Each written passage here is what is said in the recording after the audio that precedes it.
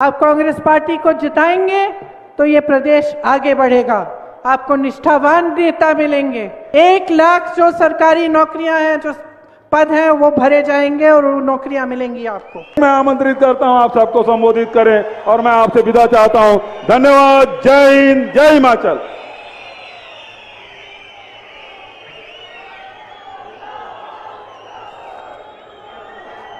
बहनों और भाइयों,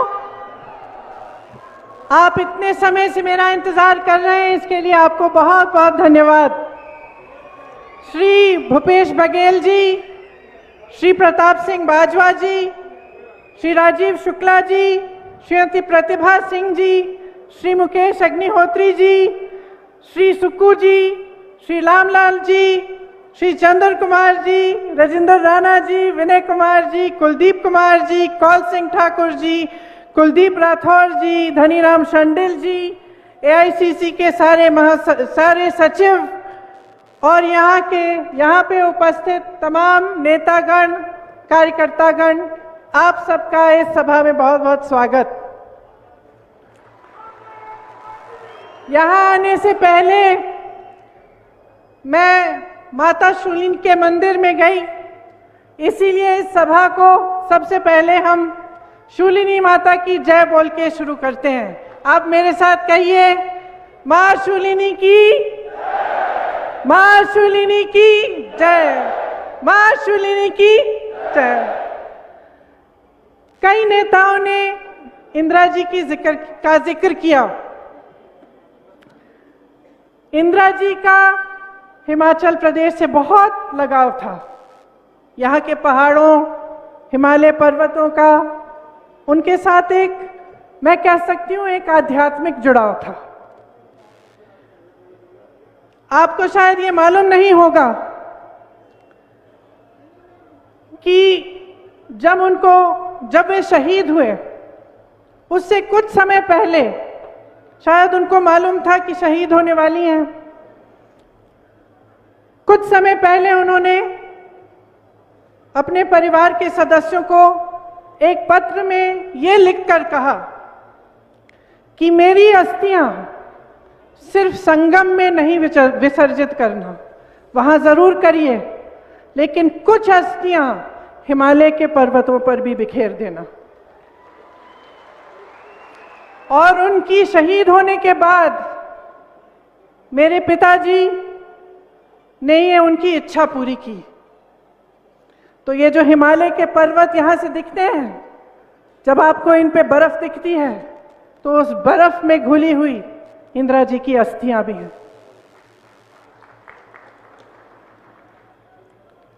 मैंने जब यहां घर बनाया शिमला के पास मशोबरा में, तो इसीलिए बनाया क्योंकि इंदिरा जी की एक छोटी सी निजी ख्वाहिश थी। उनका ये सपना था, उन्होंने हमें बहुत बार कहा कि जब मैं रिटायर होंगी तो मैं मशोबरा में एक घर बनाना चाहती हूँ और वहीं पे मैं रिटायर होंगी। लेकिन रिटायर होने से पहले ही वो शहीद हो गईं। वो बताती थी कि 25 जनवरी 1971 में जब हिमाचल का प्रदेश बना, तब वो यहाँ आई आप सबसे बातचीत करने के लिए, तो भारी बर्फ पड़ी थी और बोलते बोलते सभा के दौरान भी बर्फ पड़ रही थी, लेकिन ना आप हिले ना इंदिरा गांधी हिली। और उन्होंने हिमाचल को प्रदेश इसलिए बनाया क्योंकि वो आपके हुनर को, आपकी हिम्मत को, आपके हौसले को पहचानती थी। अक्सर कहती थी कि आपकी हिम्मत, आपका हौसला पहाड़ जैसा विशाल है। जब हिमाचल प्रदेश बना तो उन्होंने शुरुआत की, शिमला में आकर सभा में ऐलान किया कि ये प्रदेश बनेगा। बहुत लोगों ने आलोचना की, उसमें कई ऐसे नेता हैं जो भाजपा में भी हैं। उस समय बहुत आलोचना हुई कि ये प्रदेश बना तो दिया इन्होंने, ये चलेगा कैसे, पैसा कहां से आएगा।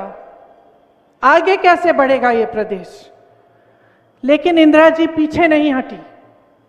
वो इसलिए पीछे नहीं हटी क्योंकि वो आपके हौसले को, आपके हुनर को पहचानती थी, उसका सम्मान करती थी।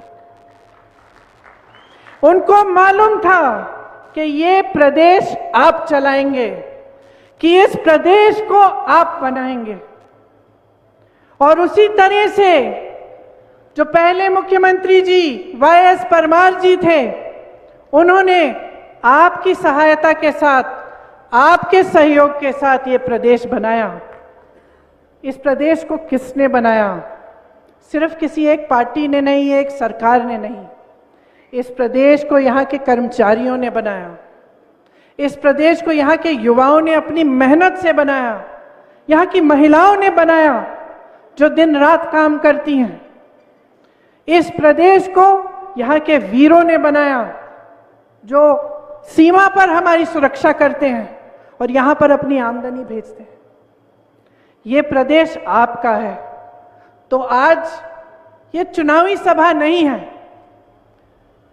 ये एक सोचने का समय है, मंथन करने का समय है कि ये प्रदेश जो आपने बनाया, आगे बढ़कर इसका क्या होगा। जिन लोगों की मेहनत के बल पर आज इस प्रदेश में एक इंफ्रास्ट्रक्चर है, हेल्थ केयर की कुछ सुविधाएं हैं, सड़कें बनी, विकास हुआ, ये आप सब ने किया। अब आपके भविष्य को क्या होगा, ये समय है कि आप इसके बारे में सोचें। अगर आप देखें तो ये 5 साल जो बीते हैं, इसमें भाजपा की सरकार ने आपके लिए क्या किया। और मैं ये इसलिए नहीं कह रही हूं कि ये चुनाव है तो आलोचना करनी ही है, कि ये चुनाव है, हम इस तरफ हैं वो उस तरफ है तो हाँ उनकी बुराई करनी है। नहीं, मैं एक वास्तविकता आपको बताना चाहती हूं। कर्मचारियों को लीजिए, आपके प्रदेश में तकरीबन 2 लाख कर्मचारी हैं। आज कहाँ हैं? धरने पे बैठे हैं, महीनों से धरने पे बैठे हैं। सरकार का एक प्रतिनिधि नहीं आया। और धरने पे क्यों बैठे हैं? मैंने पूछा, अभी यहां आने से पहले मैं रुकी थी, उनसे बातचीत हुई। क्योंकि उनको पेंशन नहीं मिल रहा है। ये पेंशन किसने हटवाया? भाजपा की केंद्र सरकार ने हटवाया। जब पेंशन को, पुराने पेंशन को देने की बात होती है तो क्या जवाब मिलता है इनसे? कहते हैं पैसा ही नहीं है। आप सब ये कहते हैं इकोनॉमी खराब हो जाएगी, पैसा नहीं है हमारे पास। अच्छा, आपके पास कर्मचारियों के पेंशन के लिए पैसा नहीं है, लेकिन बड़े बड़े उद्योगपति मित्र जो हैं आपके, उनके लोन आप माफ कर देते हैं। उनको तमाम पीएसयू पकड़ा देते हैं, उनको कोल्ड स्टोरेज दिलवा देते हैं। सेब के दाम, फसल के दाम वो तय करेंगे। और जो मेहनत कर रहा है कर्मचारी, उसके लिए आपके पास न समय है और ना आपके पास पैसा है। और आप अपने मुंह से कहते हैं ये। तो मैं पूछना चाहती हूं कि इस प्रदेश के भविष्य का क्या होगा अगर एक ऐसी सरकार चलेगी जो कर्मचारी को नहीं मानती, उसका सम्मान नहीं करती, लेकिन सिर्फ अपने बड़े बड़े उद्योगपति मित्रों का सम्मान करती है। चलिए, कर्मचारियों की बात हुई, अब युवाओं की बात करते हैं। युवाओं की क्या हालात है यहाँ? 63,000 से ज्यादा सरकारी नौकरियां खाली पड़ी हुई हैं, पद खाली हैं, 5 सालों से खाली हैं, भरे नहीं जा रहे हैं। नौजवान बेरोजगार हैं, यहाँ पे बहुत सारे पढ़े लिखे नौजवान हैं।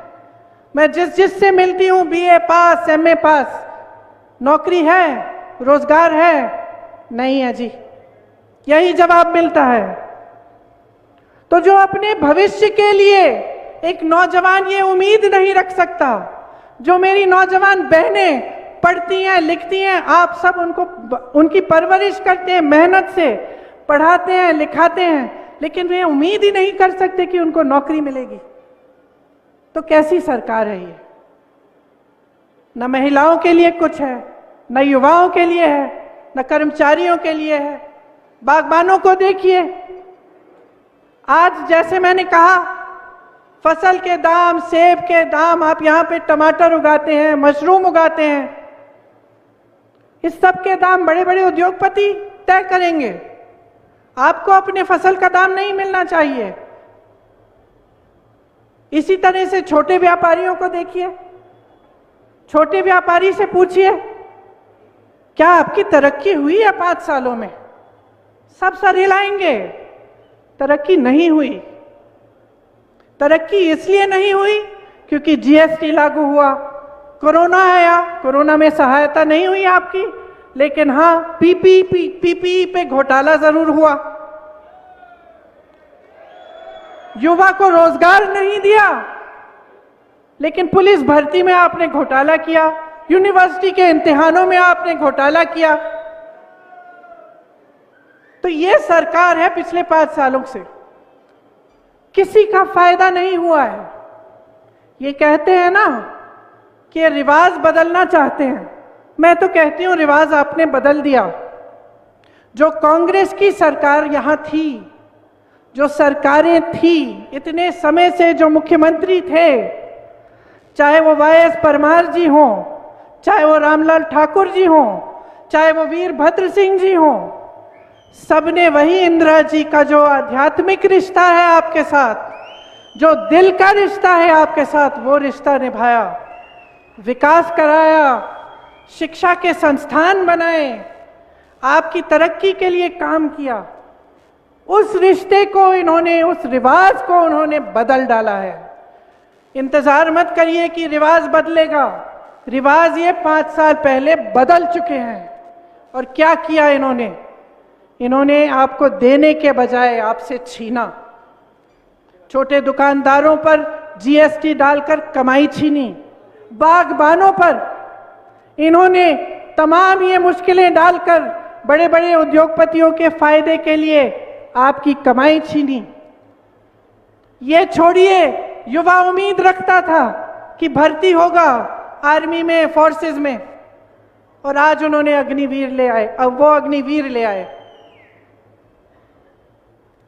अगर आप अपनी फौजियों को, अपने जो देश के लिए शहीद होने के लिए तैयार हैं, उनको आप ठेके पे आप रखेंगे, 3-4 महीनों के, सालों के बाद बस खत्म बात, उनको पेंशन नहीं मिलेगा, उनको ठीक से सैलरी नहीं मिलेगी। सिर्फ लिया है आपसे, छीना है आपसे। अरे महिलाओं से मेरी बहनें बैठी हुई हैं, आपको तो गैस सिलेंडर कहते हैं कि दिया, 1000 रुपए का गैस सिलेंडर कौन खरीदेगा? वो भी आपसे छीन लिया है। युवाओं का भविष्य छीना है, छोटे दुकानदारों की कमाई छीनी है, किसानों, बागबानों की कमाई छीनी है, पेंशन छीना है। क्या आप ऐसी सरकार चाहते हैं? आप बताइए, क्या आप बदलाव चाहते हैं? चाहते हैं कि नहीं? जोर से बोलिए। चाहते हैं। जिस से मैं मिलती हूं वो कहते हैं मुझे, हम बदलाव चाहते हैं, थक गए हैं हम। आपके जो मुख्यमंत्री थे हमारे लिए काम करते थे, यहां घोटाले पे घोटाला हो रहा है। लेकिन सिर्फ इनके बारे में नकारात्मक बात करने के लिए नहीं आई हूं मैं आपसे कहना चाहती हूं कि कांग्रेस आपके लिए क्या गारंटी दे रही है, क्या कह रही है, क्या करना चाहती है। मैंने युवाओं की बात की। देखिए, एक देश, एक प्रदेश के लिए युवाओं से ज्यादा जरूरी, ज्यादा महत्वपूर्ण कुछ नहीं है। आपके भविष्य मजबूत होंगे तो प्रदेश आगे बढ़ेगा। इसीलिए हमने तय किया है, और ये मैं यहां इस मंच पे खड़े होकर आपको गारंटी दे रही हूं कि जब हमारी सरकार आएगी, मुख्यमंत्री जी बैठे थे, उनको जाना पड़ा, उन्होंने कहा था अभी आपके सामने कि उनकी सरकार बनी, और जो वचन उन्होंने चुनाव में किया था कि किसानों के कर्ज माफ होंगे, वो 3 घंटों के अंदर अंदर सरकार बनने के बाद वो वचन उन्होंने पूरा करना शुरू किया। आज यहां पे खड़े होते हुए मैं आपसे कहना चाहती हूं कि जब कांग्रेस की सरकार हिमाचल प्रदेश में बनेगी तो 2 निर्णय एकदम पहली मंत्रिमंडल की बैठक पे होंगे। सबसे पहला, 1 लाख जो सरकारी नौकरियां हैं, जो पद हैं, वो भरे जाएंगे और वो नौकरियां मिलेंगी आपको। कुल मिलाकर 5 लाख रोजगार मिलेंगे, जिसमें से 1 लाख रोजगार पहले मंत्रिमंडल के बैठक में तय करे जाएंगे और उसकी घोषणा होगी। दूसरी चीज कि ये जो ओपीएस है, पुराना पेंशन, वो भी उसी मंत्रिमंडल के बैठक में तय किया जाएगा और आपके सामने लाएंगे, वो आपको वापस मिलेगा। इस प्रदेश के जो 2 लाख कर्मचारी हैं, उनको अपना हक मिलेगा, क्योंकि ये उनका हक है, उनका अधिकार है जो उनसे छीना गया है। यहाँ पे तमाम युवा हैं, पिछले 5 सालों में नौकरी आपको मिली नहीं, रोजगार आपको मिला नहीं, लेकिन मेरे सुनने में आया है कि यहाँ पे ड्रग्स बहुत फैले हैं। एक ड्रग पॉलिसी बनेगी और डी एडिक्शन सेंटर हर जगह लगवाए जाएंगे। लेकिन सबसे महत्वपूर्ण बात है कि हमारा पूरा जोर रोजगार दिलवाने में जाएगा और 680 करोड़ का स्टार्टअप फंड बनवाएंगे। जो नौजवान अपना छोटा सा व्यापार शुरू करना चाहता है, स्टार्टअप करना चाहता है, उसको 0% ब्याज पर यह लोन मिलेगा और इसके लिए एक अलग से फंड बनेगा। जो सरकारी और पब्लिक प्राइवेट कंपनियां हैं, उसमें हिमाचल के रहने वालों को रोजगार की अहमियत मिलेगी। सबसे पहले आपको रोजगार मिलेगा। हर विधानसभा में हम कम से कम 4 इंग्लिश मीडियम पाठशाला बनवाना चाहते हैं। आपको याद होगा कि वीरभद्र सिंह जी ने शिक्षा के लिए कितना काम किया प्रदेश में। आज अगर बच्चा पढ़ा लिखा है, अगर हर नौजवान युवा युवती पढ़ी लिखी है, तो हम कह सकते हैं और गर्व से कह सकते हैं कि ये काम वीरभद्र जी ने करवाया था। मेरी बहनें यहां बैठी हुई हैं, मैं जानती हूं कि कितना कठिन जीवन है। हर परिस्थितियों में आप गृहस्थी भी संभालती हैं, बाहर काम भी करती हैं, खेती भी करती हैं, नौकरी भी करती हैं। और जब मैं आप सबको देखती हूं तो इतना गर्व होता है आप पे कि आप इतनी दृढ़ता से, बगलामुखी माँ की शक्ति से, माँ ज्वाला जी की शक्ति से, माँ नैना देवी जी की शक्ति से आप काम करती हैं, आप आगे बढ़ती हैं, चाहे कोई भी परिस्थितियां हों। हम चाहते हैं कि ये जो महंगाई की परिस्थिति है, जिससे आपको इतनी मुश्किलें हुई हैं इन 5 सालों में, इनका सामना करने के लिए आपको कुछ मदद मिले। इसीलिए कांग्रेस पार्टी ने तय किया है कि सरकार आने पर 1500 रुपए आपको आपकी सहायता के लिए दिए जाएंगे, हर माह दिए जाएंगे। ये आपके संघर्ष की पहचान है। हम पहचानते हैं और सम्मान करते हैं आपका। हम चाहते हैं कि आपको अपने संघर्ष में मदद मिले, लेकिन हम ये भी नहीं चाहते कि आप सब पढ़ लिख कर घर बैठे। हम चाहते हैं कि युवतियां भी पूरी तरह से अपने पैरों पर खड़ी हो पाए, आपको भी रोजगार मिले, आप भी जिम्मेदारी संभालें। इसीलिए सरकारी रोजगार की बात जब होती है तो हम महिलाओं को भी इसमें हम मदद करना चाहते हैं। मैं जानती हूं कि तकरीबन हर जगह एक मोबाइल क्लिनिक है। ये स्वास्थ्य का काम भी कांग्रेस की सरकारों में शुरू हुआ था, लेकिन आज पिछले 5 सालों से ये हुआ है कि ये रेफरल सेंटर जैसे बन गए हैं। आज आप वहां पे अगर किसी चीज के लिए जाते हैं तो छोटी मोटी दवाइयां मिलती हैं, लेकिन ठीक से अगर कोई बड़ा इलाज करना हो या कोई बड़ी समस्या हो तो वहां पे इलाज नहीं होता। कांग्रेस पार्टी चाहती है कि आने वाले समय में हम उन पीएचसीज को मजबूत बनाएं, ताकि आपको इलाज वहीं पे मिले, अच्छी अच्छी दवाइयां, अच्छी अच्छी सुविधाएं मिले। जैसे मैंने कहा, बागबानों को फसल का दाम, अपने सेबों का, मशरूम, टमाटर का दाम खुद तय करने का हक होना चाहिए। ये हक हम आपको देना चाहते हैं। हम बड़े बड़े उद्योगपतियों के फायदे के लिए आपका नुकसान कभी नहीं करवा सकते, क्योंकि जैसे मैंने कहा, जो आपके और हमारे बीच, जो आपके और कांग्रेस पार्टी के बीच में रिश्ता है, वो एक बहुत गहरा प्रेम भरा रिश्ता है, एक निष्ठा का रिश्ता है। और हम चाहते हैं कि वो रिश्ता हमारे एक एक नेता निभाएं। और मैं आप सबसे भी अपील करती हूं कि एकजुट होकर ये चुनाव लड़िए, एकता दिखाइए, पार्टी को मजबूत करिए, ताकि हिमाचल प्रदेश मजबूत हो। यहां सोलन में ये निर्णय लिया गया है कांग्रेस पार्टी में कि यहां पे एक बड़ा फूड प्रोसेसिंग पार्क खुलवाया जाए। ये फूड प्रोसेसिंग पार्क ऐसा होगा कि यहां पे जैसे अगर आप टमाटर उगाते हैं तो उसको प्रोसेस करना, केचप बनाना, दूसरी उसकी चीजें बनाना यहां पे हो सकती है, और यहीं से फिर वो पूरे देश में जा सकती हैं। तो इसके लिए एक बहुत बड़ी सुविधा और इसके लिए खास फंड हम देना चाहते हैं। अब आप कहेंगे कि देखिए, वचन तो सब करते हैं चुनाव में, हमें कैसे मालूम कि जो आप कह रहे हैं वो सही है कि नहीं। मैंने भी देखा है, मैं सालों से यहाँ से गुजरती हूँ, आपने भी मुझे देखा होगा, अक्सर हर 1.5-2 महीने में यहाँ से गुजरती हूँ।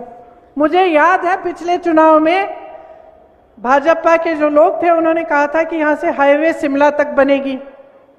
अब 4.5 साल से मैं जब ये हाईवे पे आती हूँ तो मुझे लैंडस्लाइड दिखता है, पेड़ कटे हुए पड़े हैं, कहीं पे काम रुका हुआ है, जैम है, लेकिन हाईवे नहीं बन रही थी। 6 महीने पहले जब मैं आई तो मैंने देखा कि अचानक काम शुरू, अचानक बहुत तेजी से हो रहा है, खूब धूल उड़ रही है, खूब बुलडोजर लगे हुए हैं, सब कुछ हो रहा है। तो मैंने सोचा ये तो जरूर चुनाव के लिए होगा। इसी तरह से उन्होंने कहा शिमला में हवाई अड्डा चालू हो जाएगा, ये पिछले चुनाव से पहले नहीं हुआ। हर बार मैं चेक करती थी कि भाई फ्लाइट चालू हुई, नहीं हुई। कब चालू हुई? 2 महीने पहले। 2 महीने पहले, क्योंकि अब अगला चुनाव आ रहा है। अब आप कहेंगे कि सारे नेता ऐसे ही करते हैं, आप में कौन सी खूबी है? मैं कहना चाहती हूं कि हमारी सरकारें देखिए, छत्तीसगढ़ के मुख्यमंत्री खड़े थे आपके सामने, क्या कहा उन्होंने? ओपीएस की बात की। राजस्थान में, छत्तीसगढ़ में और अब झारखंड में भी ओपीएस लागू हो चुका है। तो थोड़ा सा आप अपनी भी सोच इन बातों पर अगर आप ध्यान दें तो आपको पता चल जाएगा कि खोखली बातें कौन करता है और जो सचमुच आपके लिए काम करना चाहता है वो कौन है। कांग्रेस पार्टी को अगर आप देखें, वाईएस परमार जी को, वीरभद्र सिंह जी को, ठाकुर रामलाल जी को सेंट्रल यूनिवर्सिटी यहां किसने बनाई? आईआईटी एग्रीकल्चर यूनिवर्सिटी किसने दी? सोलन में हॉर्टिकल्चर यूनिवर्सिटी किसने बनाई? क्या इन लोगों ने बनाई? कौन सी यूनिवर्सिटी बनाई है इन्होंने? आप बताइए, सोच लीजिए। शिमला, कांगड़ा, नाहन, चंबा, मंडी में मेडिकल कॉलेज किसने बनाए? क्या इन्होंने बनाए? नहीं बनाए। क्या जो ये सब कराते हैं, अपने बड़े बड़े उद्योगपतियों का फायदा करते हैं, ठीक है, फायदा करिए अपने मित्रों का, लेकिन उससे कुछ रोजगार तो बने। क्या एक भी रोजगार बना है? क्या इन बड़े बड़े उद्योगपतियों ने आपको एक भी रोजगार दिया है? लेकिन जो पीएसयू ये बेच रहे हैं उससे आपको रोजगार मिलता था ना। जो मेडिकल कॉलेज हैं वो आपका हुनर बढ़ाएंगे ना। शिक्षा के संस्थान हैं वो आपको आगे बढ़ाएंगे ना। उद्योग धंधे किसने बनाए यहाँ हिमाचल में? कांग्रेस ने आपका विकास किया, सच्चाई से किया। मैं ये नहीं कहती हूं कि सब कुछ अच्छा ही अच्छा किया, हो सकता है इसमें बीच में कुछ गड़बड़ भी हुई होगी, कई बार आप दुखी भी हुए होंगे, नाराज भी हुए होंगे हमारे नेताओं से, लेकिन नीयत साफ थी। गलतियां हो सकती हैं लेकिन नीयत साफ होनी चाहिए। तो आज इस मंच पे खड़े होकर मैं आपको कहना चाहती हूं कि भाजपा के नेताओं की नीयत देखिए आपने। चुनाव से पहले कुछ, चुनाव के बाद कुछ। चुनाव के समय उन बातों पर ध्यान आकर्षित करेंगे जिनसे आपके विकास का कोई मतलब नहीं है, उनकी राजनीति से जरूर मतलब है। चुनाव के बाद जो आपका हक है वो बड़े बड़े उद्योगपतियों को मिलता है, जो आपका हक है आपसे छीना जाता है, जो आपके अधिकार हैं वो आपको मिलते नहीं हैं। तो आप सोचिए कि आगे 5 सालों में आप क्या चाहते हैं। आप एक ऐसी सरकार चाहते हैं जिसने 63,200 करोड़ हिमाचल पर कर्ज ले लिया। आज हिमाचल प्रदेश कर्ज में है। इतने करोड़ों रुपए का कर्ज है। आपका पैसा, हिमाचल का पैसा, आपके रोजगार, आपके कारोबार, आपका विकास, आपके पेंशन, उसमें नहीं खर्च हुआ ये सब पैसा। तो कहां गया? आप पूछिए, सवाल उठाइए। ये हिमाचल का पैसा था, हिमाचल के लोगों का पैसा था। आपकी पहचान बनी थी, इस प्रदेश से बनी है। आप गर्व हैं इस देश के। यहां इतने फौजी हैं, इतने लोग हैं जो हमारी सरहद पे खड़े होते हैं, शहीद होते हैं हमारे लिए। हमें गर्व है आप सब पर। लेकिन आप सही सवाल करिए। जो भी नेता आपके सामने आए उससे सही सवाल करिए। पढ़ी लिखी जनता है, सब समझते हैं आज ये समय आ गया है बदलाव के लिए। इस बात को ठीक तरह से समझ लीजिए, वरना 5 साल और गुजर जाएंगे लेकिन आपका कोई लाभ नहीं होगा।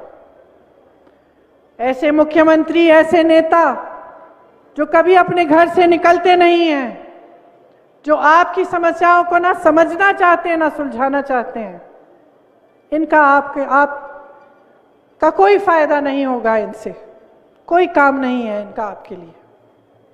तो मैं फिर से कहना चाहती हूं कि जो रिश्ता कांग्रेस पार्टी के नेताओं का, जो मेरे परिवार के सदस्यों का आपके साथ रहा है, उसको निभाना जरूरी है। आप सबसे मैं कह रही हूं, और मैं आपसे कहना चाहती हूं, जो जनता यहां बैठी है, कि उस रिश्ते को निभाने के लिए दो तरफ आपको भी निभाना पड़ेगा, हमें भी निभाना पड़ेगा। हम अपना इन्हें कर्तव्य का पालन करेंगे, आपके लिए जी जान एक करेंगे, आपके विकास के लिए काम करेंगे। आप जागरूक बन जाओ, हमारे लिए नहीं, सत्ता के लिए नहीं, अपने आप के लिए। जितने भी पढ़े लिखे नौजवान यहां हैं, आप समझ लो कि आपके भविष्य की बात है। अपने भविष्य को बहुत ही संजीदगी से लीजिए। आगे क्या चाहते हैं सोच समझकर अपना वोट दीजिए। आपने कहा कि 3 बजे ही शायद आचार संहिता लागू होने वाली है, चुनाव एकदम आ गया है। अब आप सबकी बातें सुनिए, उनका आकलन खुद करिए, सोच समझकर अपना वोट डालिए। आप कांग्रेस पार्टी को जिताएंगे तो ये प्रदेश आगे बढ़ेगा। आपको निष्ठावान नेता मिलेंगे, आपको ऐसे नेता मिलेंगे जो आपको सर्वोपरि रखेंगे। तो मेरी बातों पर आपने इतना ध्यान दिया, इसके लिए मैं बहुत बहुत धन्यवाद देती हूं। देवभूमि को प्रणाम करते हुए परिवर्तन की प्रतिज्ञा के साथ मैं ये अपना भाषण समाप्त करती हूं और आप सबको बहुत बहुत शुभकामनाएं देना चाहती हूं, क्योंकि मैं जानती हूं कि आप सही निर्णय लेंगे, आप सही निर्णय लेंगे और आप यहां पे बदलाव फिर से लाएंगे। जय हिंद, जय हिमाचल, बहुत बहुत धन्यवाद। मिलेट टाइम्स को आपकी जरूरत है, हमारी आप माली मदद करें।